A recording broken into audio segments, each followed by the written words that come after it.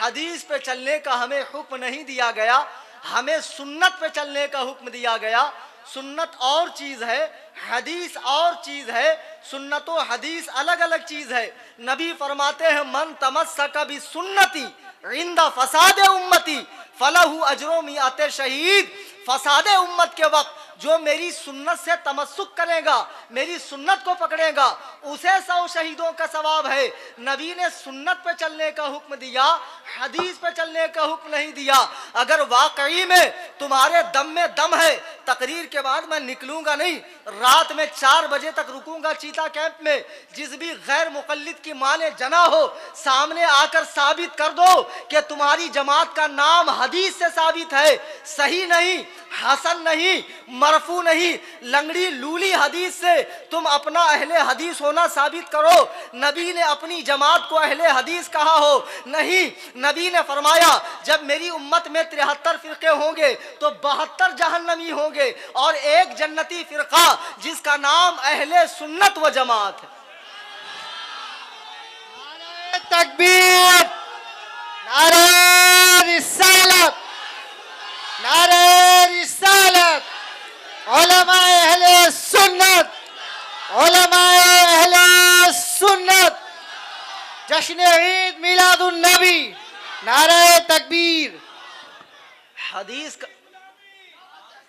حدیث کا نام لے کر نعرے کم لگائیں، ایکچول میں وقت کم ہے۔ حضرات، حدیث کا نام لے کر خدا کی قسم دھوکہ دیا جا رہا ہے۔ نبی نے کہیں نہیں فرمایا حدیث پر عمل کرو، حدیث پہ عمل ہو ہی نہیں سکتا۔ اس کے لیے میری تقریر آپ یوٹیوب پر سن لیں۔ ابھی اتنا وقت نہیں ہے کہ سنت اور حدیث کا فرق میں بتاؤں، بس اتنا سمجھ لیں حدیث پر عمل نہیں ہو سکتا ہے، حدیث کا نام لے کر دھوکہ دیا جا رہا ہے۔ نبی نے فرمایا اہل سنت و جماعت، سنت پہ چلنے والے، سنت کہتے ہیں نبی اور صحابہ کے وہ طریقے جس پر وہ خود چلے اور چلنے کا حکم دیا۔ آگے وہ جماعت لفظ ہے، یعنی صحابہ کے اجماعی فیصلوں کو ماننے والے، جس پر صحابہ کرام جمع ہوئے۔ یہ لوگ قرآن حدیث پر چلتے ہیں۔ جیسے شیعہ صحابہ کے دشمن ہے، ویسے ہی غیر مقلد بھی صحابہ کے دشمن ہے، یہ چھپے ہوئے رافضی ہیں۔ سوچو حضرت عمر فاروق کون ہیں جن کے بارے میں نبی کہتے ہیں میرا عمر راستے سے گزر جائے تو شیطان اپنا راستہ بدل لیتا ہے۔ عمر نے صحابہ کو مدینے میں 20 رکعت تراویح با جماعت پڑھائی۔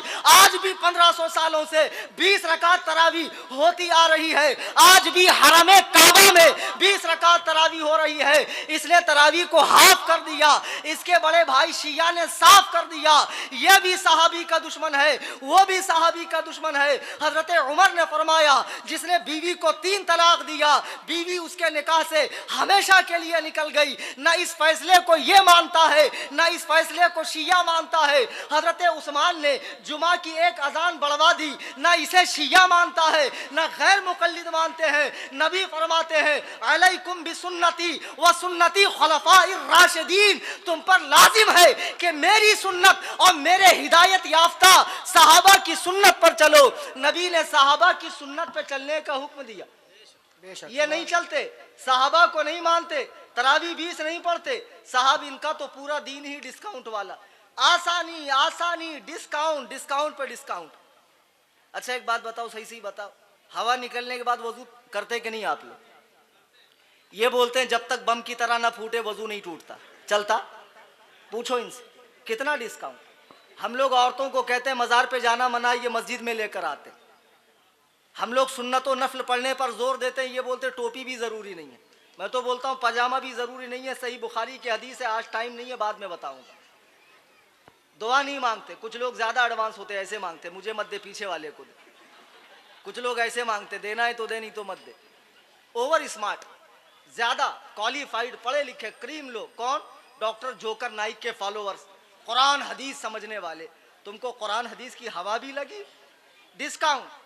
اچھا قربانی کا مسئلہ، بڑے جانور میں 7 حصے، چھوٹے میں 1، انہوں نے اور ڈسکاؤنٹ دے دیا، پورے گھر کی طرف سے 1 مرغی کر دو ہو جاتی۔ اب مرغی تو غنیمت تھی، آگے اور فتویٰ نکالا، بولے انڈے کی قربانی بھی ہو جاتی۔ اب ان سے پوچھو انڈے کا منہ کدھر کرنا، بعد میں اس میں 3 حصے کیسے کرنا، بھرجی بنا کے بانٹنا؟ फुल डिस्काउंट, और लोग डिस्काउंट देख देख के भाग रहे हैं, कितनी आसानी है, कितनी छूट है। लेकिन जब आखिरत में ठुकाई होगी ना, जब समझ में आएगा। खुजली का पेशेंट देखा, खुजाते टाइम कितना मजा आता है। सामने कौन खड़ा है, कलेक्टर नहीं मालूम, खुजा रहा है। हवलदार खड़ा है, अरे छोड़ना, खुजा रहा है। कैसा लगता, बेटी की बारात आ रही है, और बाद में जब खून निकलता तो बेटी की बारात वापस जा रही है। आज मजा आ रहा डिस्काउंट देखकर, आसानियां देखकर। खुदा की कसम, जब कयामत के मैदान में पोल खुलेगा तो इतनी बुरी ठुकाई होगी कि भागने के लिए जगह नहीं रहेगी। यार ये टॉपिक लंबा हो जाएगा, मैं मुख्तसरन ये बता दूं। जी, एक साहब मुझे मिले दिल्ली एयरपोर्ट पे, बोले मौलाना मान लो, बोले तरावी 8 ही है। मौला देख भाई, अभी मैंने बोर्डिंग पास लिया, तूने बोर्डिंग पास लिया, चुपचाप गेट पर चल, फ्लाइट में बात करते नहीं। बोले यही फैसला हो जाएगा।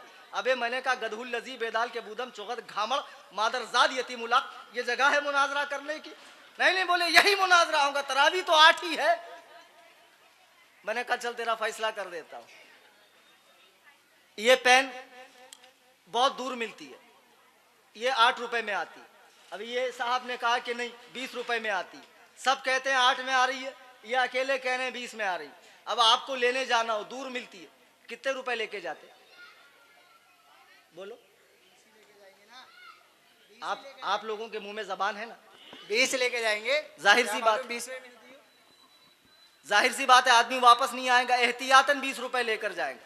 अब उनसे मैंने कहा चल कयामत के मैदान में सब अल्लाह के हुजूर जमा होंगे, दुनिया खत्म हो जाएगी, तरावी अगर 8 निकली तो तू खुश हो जाना। हम लोग कौन सा घाटे में, हम लोग कितना लेकर गए? बोलेंगे अल्लाह से 8 तरावी के ले 12 को नफल कर दे। लेकिन 20 ही निकले बाद फिर क्या करता? आता वापस। फजीलतु शेख चिल्ली, सिफली, सेल्फी, सलफी बोलते हैं लोग। ये लोग सलफी नहीं, सेल्फी है। आजकल सेल्फी का जमाना है, और सेल्फी भी नहीं है, सिफली है, जादू टोना। तो सुनिए, ये लोग कुरान हदीस पर चलने का दावा करते हैं। खुदा की कसम, न ये कुरान पर चलते हैं न हदीस पर चलते हैं। ये अंग्रेजी मुजतहिद, विक्टोरियन मुजतहिद कुरान जगह जगह कह रहा है सिरातल लदीन अनअमता अलैहिम, ऐ अल्लाह उनका रास्ता चला जिन पर तूने इनाम किया। अइम्मा मुजतहिदीन पर अल्लाह का इनाम है। ये लोग तकलीद से रोकते हैं। कुरान कहता है अतीउल्लाह व अतीउर रसूल व उलिल अम्र मिनकुम, अम्र वालों की बात सुनो। ये उससे कौम को रोक रहे हैं, कुरान की मुखालिफत कर रहे हैं। और ये भी बता दूं कि ये हदीस की भी नहीं मानते। अब आइए सही बुखारी की तरफ। हदीस में सबसे बड़ी किताब कौन सी है? इसके लिखने वाले इमाम बुखारी रहमतुल्लाह अलैह, जिनकी पैदाइश हिजरी 13 शव्वाल हिजरी 194 में हुई, बुखारा की सरजमीन पर। बचपन में आंखें चली गई, इनके माँ ने रो रो के दुआ की। हजरत इब्राहिम इनके माँ के ख्वाब में आए, अल्लाह ने उन्हें आंखें अता फरमा दी। इमाम बुखारी रहमतुल्लाह ताला अलैह फिर मक्कतुल मुकर्रमा गए अपनी माँ के साथ, और वहीं रुके रहे। तलबे इल्म में आपने दुनिया के कई मुल्कों का सफ़र किया। फिर आपको ख्याल आया क्यों ना एक ऐसी किताब लिखूं जिसके अंदर रसूलुल्लाह सल्लल्लाहु अलैहि वसल्लम की अक्सर सही बातें हों। इमाम बुखारी को 6 लाख हदीसें याद थी, लेकिन इमाम बुखारी ने उसमें से ओनली 9082 हदीसों को चुना और 16 साल में एक किताब लिखी जिसका नाम है अल जामिउस सहीह।